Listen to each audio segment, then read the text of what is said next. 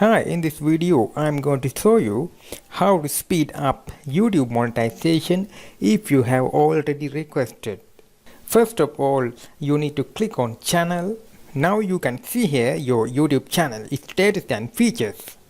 Make sure you don't have any copyright status and you don't have any community guideline status. Now click on learn more under monetization. Then scroll down. Here you can see already passed 4000 watch hours and also already passed 1000 subscribers. So this YouTube account is eligible for requests for AdSense or YouTube monetization. So now the important part we have to do. Click on help and feedback here. Then send feedback. Click on send feedback. Now you need to type a message to YouTube team. Hello YouTube team, I have already passed monetization requirement 4000 watch hours and also 1000 subscribers.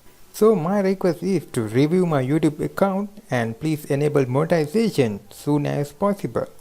My channel name, my channel ID. Also we need to include a screenshot like this with this message.